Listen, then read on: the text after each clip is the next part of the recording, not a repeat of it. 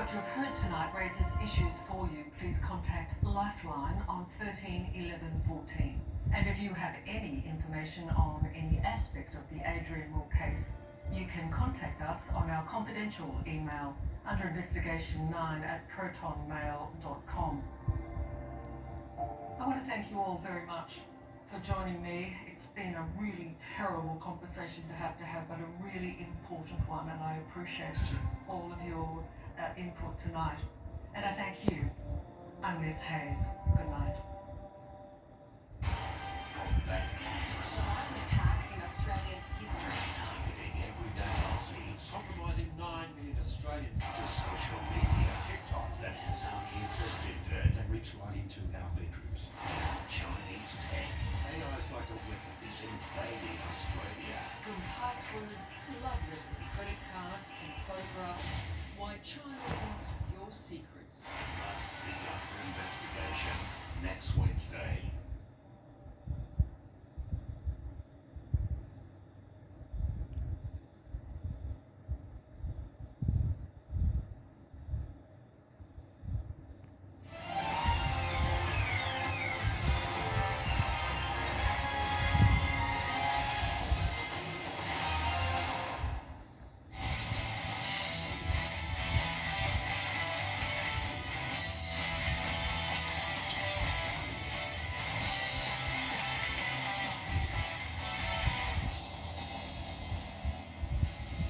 Hello and welcome everybody to another big year of Footy Classified. We can't wait for the season to start tomorrow night. We've got big stories tonight, so stick with us.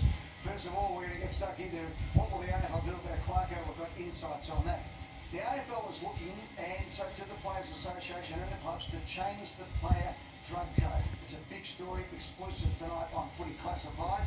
And we might be announcing, we will be announcing in the next week, one of the biggest prizes in football. Every player will want to win this, and the best player of the year will win it. We'll explain. There's a few twists to it.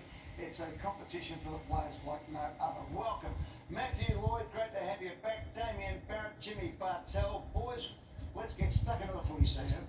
Likewise, Ed. Can't wait for it. And I think Collingwood-Brisbane, I think, was one of the great grand finals. The York Magpies. Yes! The way they play their footy, and the way Brisbane play their footy, and the way the Giants play their footy is a different sort of brand of footy. It's fast, it's exciting. I think it's going to go to another level this year. Yeah, and I love the Gorn and Grundy matchup first up. Given he's now at a third club in 3 seasons, and hopefully for his sake, one that actually wants him for the first time in 3 years there. I'm a bit similar to Lloydie, and as Ric Flair always says, to be the man, you've got to beat the man. And can any side improve significantly to beat Collingwood, who have been great really over the last 18 months, a season and a half? I reckon there's probably 6, 7 or 8 teams that could win the flag this year. It's going to be a wonderful season.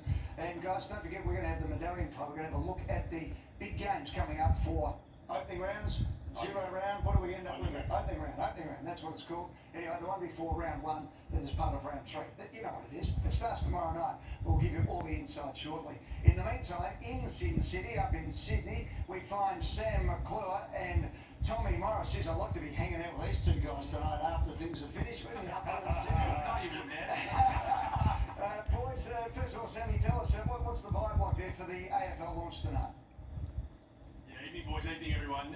It's been great, Tommy, hasn't it? Like, it has been. I know it's not quite Vegas and the NRL, Andy, with that 5,000 on the strip to their launch, but it has been a really interesting vibe to launch football in non-AFL heartland. The first 2 people that actually walked in here just before 6 o'clock this evening were Jeff Brown, obviously the reigning premiership president, and Greg Swan, the CEO of the Brisbane Lions. And it was frosty, Tom. Yeah, it was frosty. I mean, not everyone loves each other in the room behind us, guys, but what's clear is there's red carpet, everyone's smiling, and there's a lot of optimism, and Hamish McLaughlin's done a very good job at actually, at hosting the function upstairs. Back from France. Back from France. No, it's a good vibe, and that's often the way it is. Sam, can I ask you, is there a job, Sam, for Jeff Brown tonight?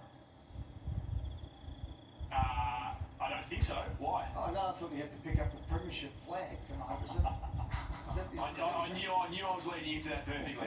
I'm surprised you weren't here actually feeling with him, to be honest. I had Andrew Dillon on Wide World of Sports on radio a couple of hours ago, Tom, and he actually said that 3 of the 4 games are a sellout. So there's only a handful of tickets left for Gold Coast against Richmond, which I think talks to the situation of, is opening round going to be here to stay? That's the question, Ed and boys, that everyone seems to be asking in the streets of Sydney today. I think that probably points to yes, at least for another couple of years. Yeah, they haven't confirmed it yet, but it looks good at the moment. And the growth of the game is very high on the agenda as well. Last night, Adam Kingsley and John Longmire had dinner with Andrew Dillon and Laura Kane, and growth of the game was number one on the agenda. So they want to grow it here. They do feel the clubs up here as if they've neglected New South Wales over the last few years. So Andrew Dillon here is very important. And guys, don't forget, in a shrinking advertising market, that's 4 more primetime shows for Fox Footy and for Channel 7, the rights holders. It's big money. It is exactly what needs to happen. So I think it's something we're going to get used to for a long, long time. Tommy, you've been breaking news left, right and centre since you started with 9. Your latest one today about concussion protocols. This is a pretty significant development in footy, not just for now, but for medium and long term. Absolutely. This has ramifications all across the country. So from this year onwards, every footballer that's not playing AFLW or AFL football, if they get concussed, will need to miss a minimum of 21 days. So local footballers, junior footballers, Coach League, VFL, it's all the same. If you're not listed on an AFL list or an AFLW list, you'll miss 21 days after you get concussed. These are sweeping changes by the AFL, Sam, and they're really significant. Do you think the AFL will ultimately end up following in those footsteps and taking on the 21 days? Because that would be significant for a player potentially missing a granny. Yeah, that seems like it's the prelude. I mean, it might also lead to a week off before the grand final as well. So there's been a lot of chat about that tonight, that's for sure. And as we go back to some breaking news and developing news out of Adelaide in the last couple of hours today, Riley Thilthorpe, so important to the makeup of their forward line. Obviously, he's now out for a confirmed 3 months with that knee injury. Good on you guys. That's sad news because he's a good player and a big name for the Adelaide Crows. All right, guys, let's get stuck into Jimmy Webster. We all know what's happened now, and I thought he apologised and did everything as best he 7 possibly weeks could. for the hit on Josh Simpkins. 7 weeks, it's a big one, so it's the step up. We saw Sam Pepper get rubbed out for a month, which in the old days would have had everyone marching in the streets. Everyone said, yep, fair enough. And I don't know what Sam Pepper was doing because he was trying to clean people up all through that game. And then we had this, which, I don't know, don't they get their papers down there or watch the news or listen to the radio?